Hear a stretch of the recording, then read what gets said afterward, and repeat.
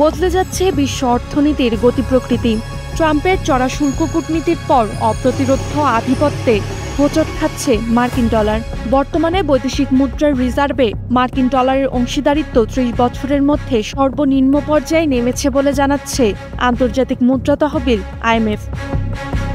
দ্বিতীয় বিশ্বযুদ্ধের পর থেকেই মার্কিন ডলার বিশ্বব্যাপী অর্থায়ন লেনদেনের প্রধান মাধ্যম হিসেবে ব্যবহার হচ্ছে। এজন্য বিশ্বের বিভিন্ন দেশের কেন্দ্রীয় ব্যাংকগুলো তাদের বৈদেশিক মুদ্রার রিজার্ভ ঝুড়িতে সবচেয়ে বেশি জমা রাখে এই ডলার। তবে ১৯৯৫ সালের পর অন্যান্য মুদ্রার বিপরীতে ডলারের এই হার সর্বনিম্ন হয়ে পড়েছে।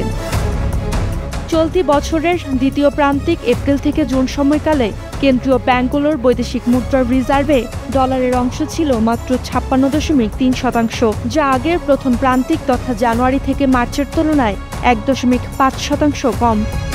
কেন্দ্রীয় ব্যাংক সাধারণত বাজারে ডলার বিক্রি করে মুদ্রার পতন রোধের চেষ্টা করে। এতে রিজার্ভে ডলারের পরিমাণ কমে যায়, ফলে চাহিদা বেড়ে দামও বাড়ে। কিন্তু IMF জানাচ্ছে মুদ্রা বিনিময় হার বাজার ভিত্তিক হওয়ায় ডলারের পতন হচ্ছে। বাংলাদেশও এখন বাজার থেকে ডলার কিনছে।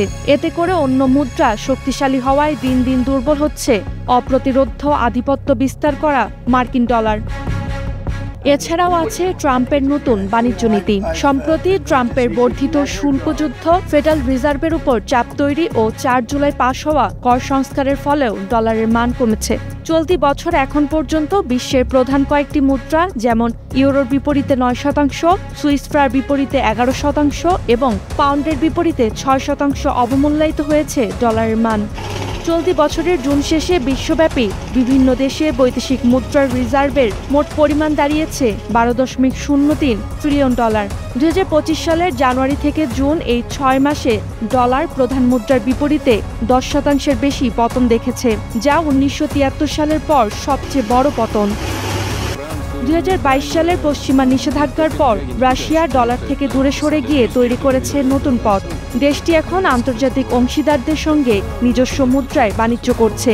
এই প্রবণতা ব্রিক্স সদস্য দেশগুলোর মধ্যেও দ্রুত বাড়ছে। ব্রিক্স সদস্যরা পশ্চিমা মুদ্রার উপর নির্ভরশীলতা কমিয়ে বিকল্প অর্থব্যবস্থা গড়ে তুলতে কাজ করছে। Roksana Rimi, star news.